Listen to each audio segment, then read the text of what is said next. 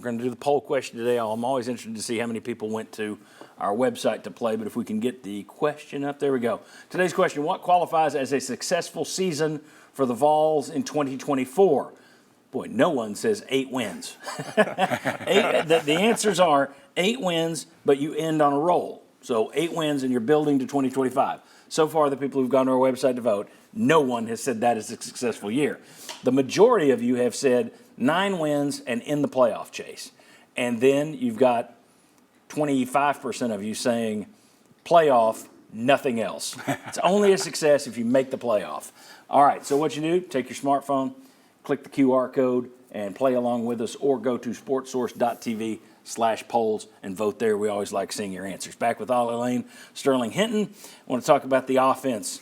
Last year, the offense took a little bit of a dip. We got some numbers we can put up here. This is Heupel's big play history. All right, so this is what was missing last year. Go all the way back to when he was an OC at Missouri. These are pass plays over 30 yards, and you see how many he had there. They were third in the conference, second in the conference, second in the conference, first, second, first. Last year, 9th. You went from 40 30-yard pass plays to 18 last year. I'm not going to beat up on the New England Patriots' third, fourth-string quarterback right now. But I do have the question, and Ollie, I'm not going to take – I told you I'm not going to make you say anything bad about guys who are over there now. I don't want to put you in a critic's role just yet, first year out. But Joe's not over there anymore. So now my question is this.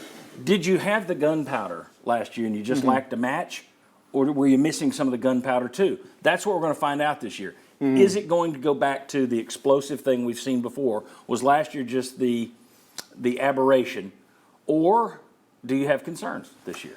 I feel comfortable with how this offense is going to do this year. You know, I think fans saw a little drop off last year. There's a lot of moving parts in last year's offense. You know, you bring in, you promote Joe Housley as your OC, you lose Golish. You bring in a new quarterback because Hinton is gone now. And now obviously Joe had a couple games at the end of the season in 22 to kind of get ready for it. But you know, it felt like the whole year there just seemed to be some type of disconnect between. Maybe I don't know if it was a plays being called, the reads that we were making. It just seemed like there was something that couldn't get on par with each other. Yeah, in sync with each other. And I mean, I don't know. When you brought up those numbers, it kind of surprised me a little bit. I'm used to in 22 we had all those big plays and stuff, and you kind of get used to that. Especially an offensive lineman, you go off the field in one play and you feel great. That didn't happen a lot last year, and I mean, I noticed it, but I didn't notice it was to that extent. But I definitely think you see a big jump between the offensive talent level from last year to this year. And obviously the same people are the same for the most part. But I think you see that match get lit this year, and I think you see more explosive plays like you did in 22. Sterling, going to be explosive again? History says it should, that last year was the exception to the rule.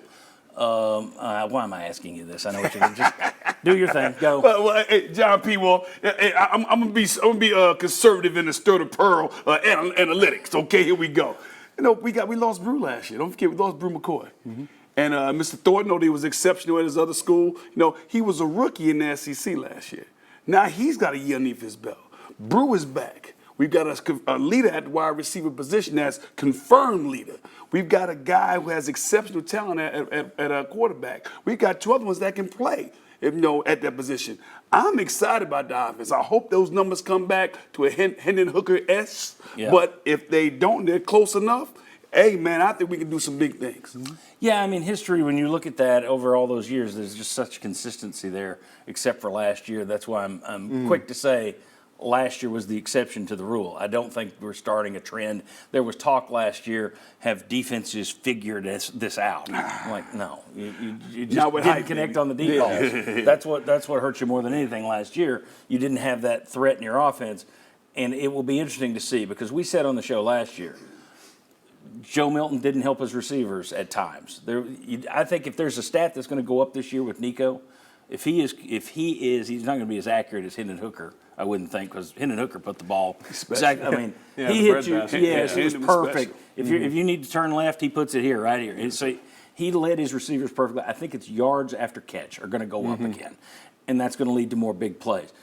But last year, Milton didn't help out his receivers. You had high passes, you had hit pocket passes. At the same time, You had receivers that had some drops. You had some key drops. Yeah. It never meshed. It wasn't all on Milton. But we're going to see this year how much of it was Milton, how much of it were these receivers. Do we see Thornton in his second year take a step forward? Absolutely. What does Chris Brassel do? Yes. You've been over there and seen practice a little. You were impressed with Chris Brassel. Yeah, right? no, You I was saw? very impressed with him. I think he's going to be a really good addition to that already stout wide receiver room. So.